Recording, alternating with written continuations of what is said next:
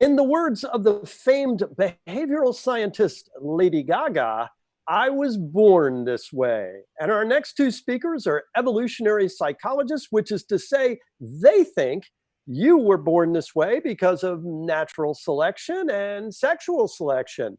But they're going to show you how a worldview that sounds like genetic determinism can actually give you leverage to improve your life and your relationships.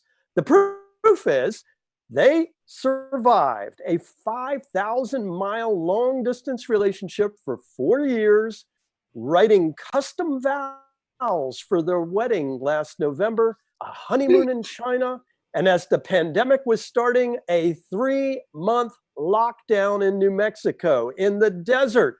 Well, it sounds like a plot of a weird new sitcom, but it's Nudgestock reality, folks. And to talk about how Darwinian self-awareness can make everyone better, here are evolutionary psychologists Diana Fleischman and Geoffrey Miller. Welcome, newlyweds. Over to you. Hi. Hi. So I'm Diana Fleischman. I'm Geoffrey Miller. And we're evolutionary psychologists who happen to be married. Our field, evolutionary psychology, is a way of looking at the human mind as a set of adaptations that evolved to help our ancestors solve certain problems. Problems like finding food, avoiding predators, attracting mates, living in groups, and even showing off our virtues. These problems kept happening over and over and over for thousands of generations, and they shaped human nature. Evolutionary psychology isn't usually the first place that people think to turn to improve their lives. Often we think that if something evolved, then there's nothing that you can do about it, it's fixed. Or we think that because we have a feeling like preferences for people from our own country or jealousy or moral outrage, just because we feel things, that those things are necessarily good. But our mental states aren't fixed. The mind operates on cues from the environment. And if you know how your mind works, sometimes you can reframe things that are happening in the environment and change your own mind with that knowledge of how your evolutionary psychology works. So evolutionary psychology can sound like genetic determinism, but we think it can be really helpful because you learn to be skeptical about your motivations, rationalizations, and life stories, and to be skeptical about everybody else's. You can learn not to believe everything you feel. You can learn to go meta about your life. We think it's a Darwinian path to self-awareness.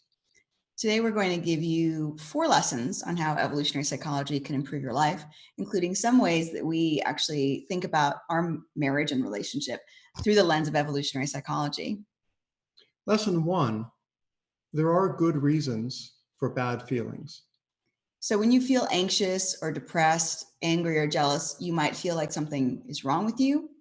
But the common psychological narrative in pop psychology right now is that you have this kind of true, happy, confident self, and that's undermined by the messages society gives you or that your parents give you or some kind of trauma.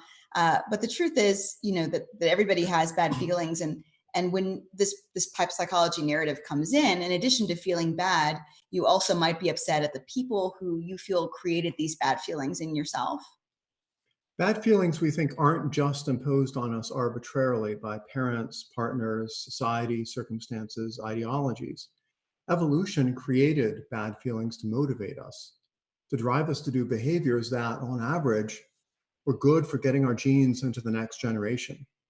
For example, anxiety can protect against dangers. Depression can solicit help from friends and family. These evolved emotions aren't perfect, and they often misfire, especially in modern environments that are quite different from the ones that we evolved in. If emotions are functional, and we think they are, then 2 ways to reduce bad feelings are to teach your brain that a bad feeling isn't actually necessary in modern life, or that it doesn't really work to achieve your goals. For instance, if you have a phobia about insects, bugs, you can do desensitization therapy, looking at pictures of insects, then handling them to teach your brain that most insects in modern life won't really hurt you.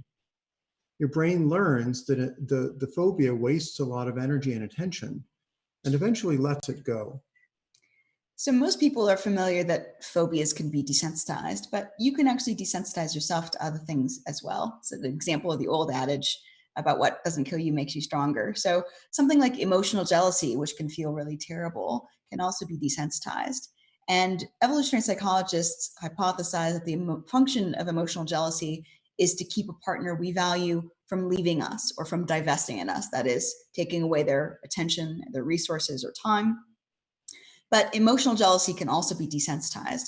So if I see Geoffrey is still loving and attentive towards me after he's had a great conversation with an attractive woman, right? And I see that happen over and over again, then it could potentially desensitize my emotional jealousy and make it feel less bad. That's a way of showing your mind that the emotion isn't really needed to protect you from harms. But you can also teach your brain that the emotion isn't really useful in getting certain kinds of positive benefits. So anger is another really destructive and negative emotion for the most part. And when we get angry over things, we can think that wasn't really very important in hindsight. That often happens when you get angry. And from my perspective, anger is a way of punishing a behavior that we don't want someone else to repeat in the future. And we get angry with people we love because the stakes are higher in terms of what their behavior is. And we know from behaviorism that if you want to get rid of a behavior, the punishment has to happen really soon after the behavior has happened. And that's why there's this, common thing to count either to 10 or 100 when you're angry. And that works because the further away you get from the behavior that you want to punish, the less effective the anger actually is. And so once you've counted to 100, the punishment you were going to dole out won't work as well anymore. And so you're less angry also as an adaptive function. There's also this mainstream idea in psychology and therapy that I think is pretty damaging, that it's important to blow off steam. It's kind of this cathartic Freudian model when you're angry. But this can be counterproductive because if you feel good when you blow off steam, or if someone does what you want when you blow off steam, it's sort of showing your mind that the anger works. And that makes that anger more likely in the future. You're showing your mind that this behavior or emotion is getting you what you want adaptively. Sometimes in our relationship, our anger management gets pretty meta and pretty self-aware. For example, sometimes Diana gets angry at something I do or don't do, or I'm not even aware of doing, and I want to apologize or soothe her, but she'll explicitly tell me, don't do it. Don't do that. Don't soothe me, because it would only reinforce her anger and make her more likely to get angry in the future. It's kind of scary and counterintuitive to hold that line when you're facing an angry spouse, but it actually works to decrease the net anger in the relationship. Yeah, and that's because I have some awareness if I'm angry in the moment, but it's not really that useful. Also, one last thing is to say that Good Reasons for Bad Feelings is a book by Randy Nesse about this general topic, and we highly recommend it. So lesson number 2 is that behavior speaks louder than self-deception. The backstory is we all try to signal our good traits and our virtues to others, but this creates incentives for adaptive self-deception, for us to kind of believe our own PR stories. We all tend to think that we're smarter, more conscientious, and more virtuous than other people. This makes it hard to understand our own traits and behaviors objectively. Our actual behavior can be more informative than our subjective delusions. For example, if someone asks to borrow money from you, you could ask them directly, how likely are you to pay it back? Or you could check their credit score. If someone claims they'd make a great boyfriend or girlfriend or spouse, you could just take their word for it, or you could go back and ask their exes about their relationship skills. It's not very popular to get a reference from the ex, is it? It should be, though. Why not? So this is why we spend so much time getting to know other people and watching them in different contexts and scenarios.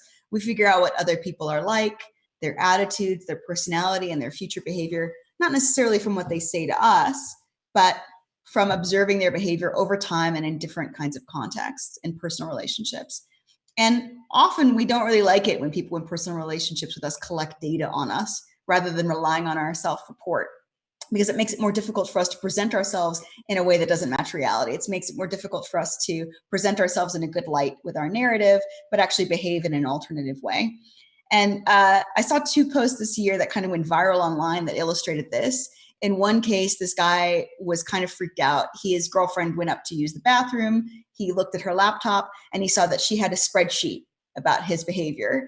And even though it was really nice, it was about things he liked and disliked and gift ideas for him, he was freaked out that she was systematizing this much, that she was trying to collect data in this way.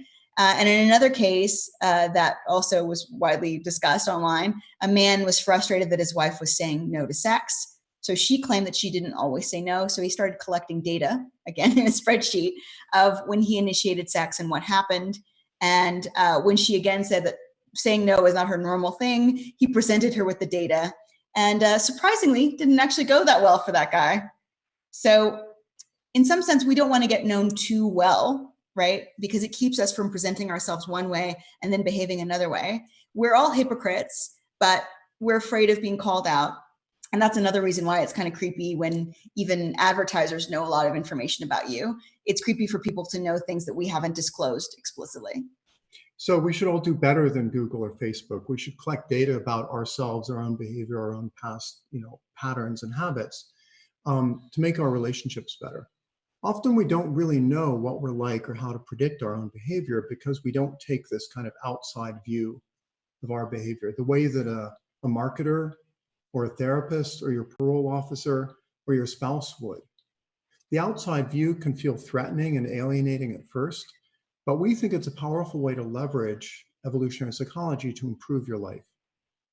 Lesson number 3 is that you don't want everything that you want. So another way that we don't really know ourselves is that inside of our own minds, we seem like a singular consciousness. But in fact, our minds are kind of like a messy, corrupt democracy. Our motives and preferences are like lobbyists competing to influence our policies and the decisions of our executive branch, our consciousness.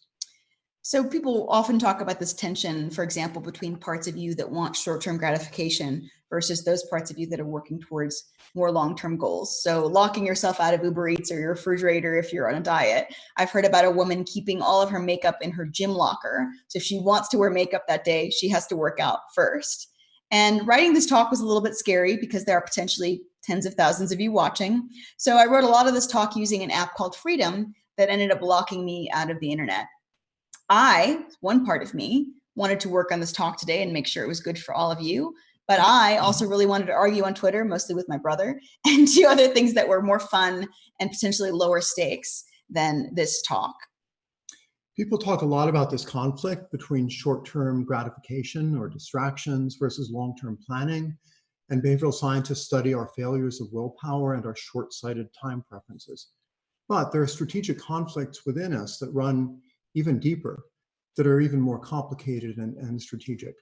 For example, in relationships, there's often a trade-off between wanting to maximize a partner's apparent mate value, so they'll seem attractive, valuable, and high status to us, and we can kind of feel worshipful and adoring, versus handicapping their mate value unconsciously, so they'll be kind of easier to control and less likely to leave us for someone else. Yeah, and this is a difficult tension for even people to talk about because, this is the kind of thing that people really malign. But I think it's something that really is part of almost every relationship. So there's this tension that we have to manage in relationships between derogation and respect and between nurturing and punishment. Unfortunately, a punishing behavior can become a reward unto themselves. As I said, if you get what you want when you're punitive, that can become very rewarding.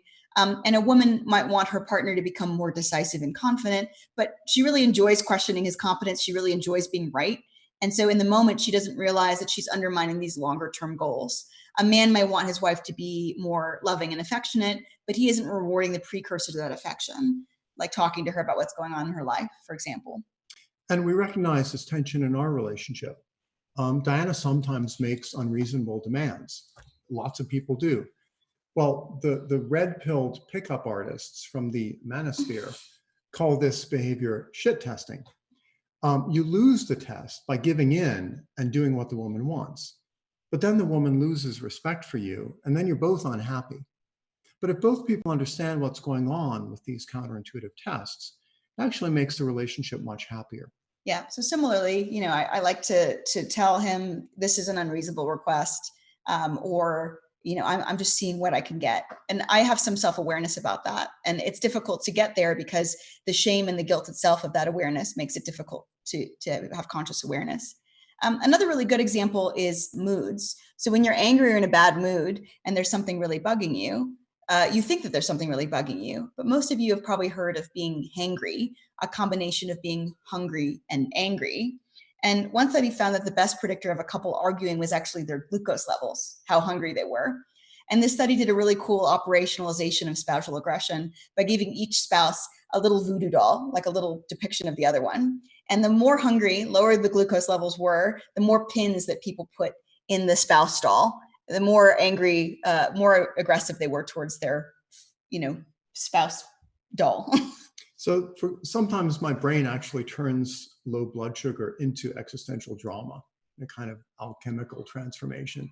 I'll think everything is terrible, our relationship needs work. I'll complain about something. Diana could take my grievances seriously, and we could try to talk through our issues and end up in an argument. But the better solution is she'll remind me to eat something, wait half an hour, and then everything actually seems fine again. Yeah, or I'll just feed you. That I'll also just works. Yeah. Lesson number 4 is to curate the right cues. Your mind is an information processing system that uses environmental cues to sense what's going wrong and what's going right. Bad cues lead to bad feelings, good cues lead to good feelings. For example, during these interesting times, Twitter is a very effective way to feed your brain a flood of bad cues that convince your brain everything is going badly in the world. And then that generalizes into your life and your relationships. We're not good at figuring out what really triggers bad moods. So you can end up unconsciously blaming your spouse for some Twitter comment made by a random troll. So most of you are probably well aware of an adorable woman called Marie Kondo and the wild success of the Marie Kondo method. And that is keeping only things in your home that spark joy.